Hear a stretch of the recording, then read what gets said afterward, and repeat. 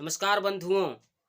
आज मैं आप लोगों को मुगल वंश के संस्थापक बाबर से संबंधित सभी महत्वपूर्ण बिंदुओं पर चर्चा करेंगे। तो चलिए आज हम लोग बाबर के जीवन परिचय से शुरुआत करते हैं। बाबर का जन्म फरवरी 1483 ईस्वी में हुआ था। उनका पिता का नाम उमर शेख मिर्जा था, जो कि फरगाना नामक छोटे से राज्य का शासक था। बाबर ने फरगाना की गद्दी पर 8 जून 1494 ईस्वी में बैठा। इसके बाद उन्होंने 1507 ईस्वी में खुद को बादशाह की उपाधि धारण किया और ऐसा माना जाता है कि बादशाह की उपाधि धारण करने वाला पहला वह शासक था।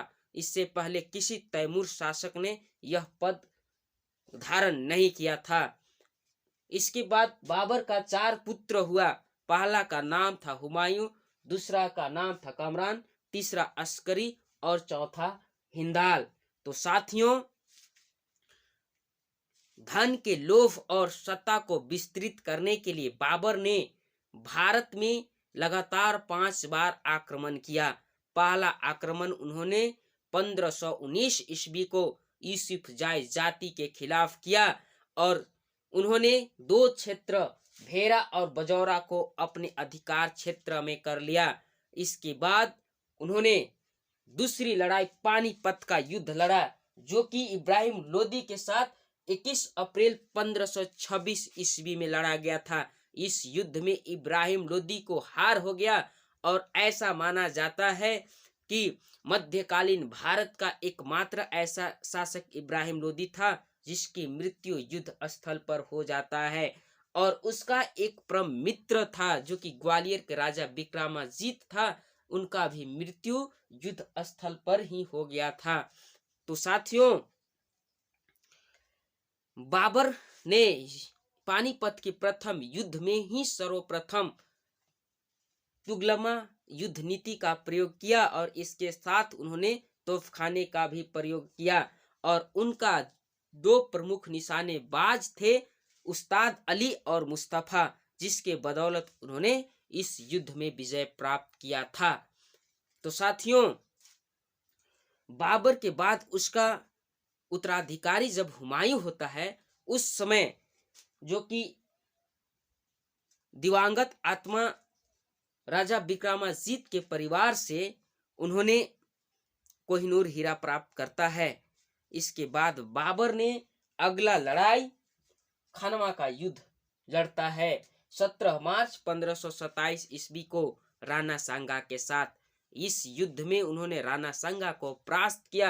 युद्ध लड़ने के समय उन्होंने राणा सांगा के विरुद्ध जिहाद का नारा दिया था।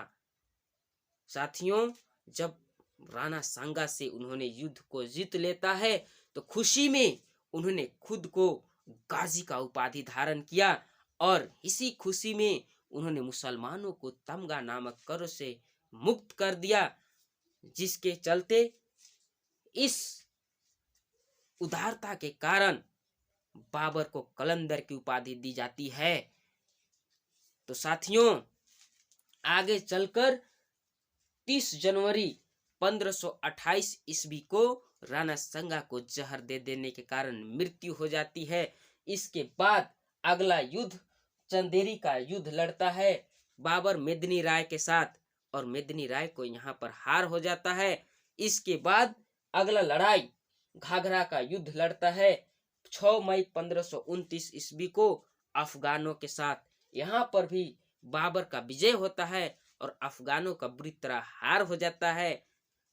इसी दिन यानी 6 मई 1529 ईस्वी को बाबर ने बंगाल के शासक नुसरत शाह से जाकर मिलता है और उन्होंने एक दूसरे के प्रभुता को सम्मान करते हुए एक संधि करता है और नुसरत शाह ने बाबर को आश्वस्त करता है कि अफगान विद्रोहियों को वह शरण नहीं देगा और वह शरण देना बंद कर देता है। तो साथियों, लगातार इस प्रकार के अपना जीवन को व्यतीत करते हुए लगभग 48 वर्ष की आयु में यानी 26 दिसंबर 1530 ईस्वी को बाबर के मृत्यु हो जाती है और उनको सर्वप्रथम आगरा के आराम बाग में दफनाया जाता है। लेकिन पहले उनका इच्छा था कि उनके मृत्यु के बाद उन्हें काबुल में दफनाया जाए, इसलिए उनको काबुल में दफना दिया जाता है। तो साथियों, बाबर जो तुर्की भाषा का अच्छा ज्ञाता माना जाता था, परंतु उसके साथ साथ अरबी और फारसी का भी वो पूर्ण रूप से ज्ञाता थे और तुर्की भाषा में उन्होंने अपनी आत्मकथा बाबरनामा को लिखा और बाद में उनकी इस बाबरनामा को फारसी भाषा में अबुल रहीम खान खानवा ने इनका अनुवाद कर देता है। और इस आत्मकथा में बाबरनामा में बाबर ने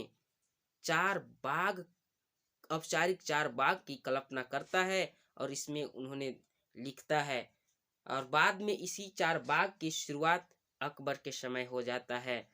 अकबर के समय 4 बाग का पूर्ण रूप से उल्लेख मिलता है। तो साथियों, इस प्रकार बाबर की जीवनी खत्म हो जाता है। इसके बाद उनका उत्तराधिकारी हुमायूं होता है और आगे आने वाला वीडियो में हम लोग हुमायूं के बारे में पूर्ण रूप से जानकारी एकत्रित करते हुए आप लोग को बताने का कृपा करेंगे।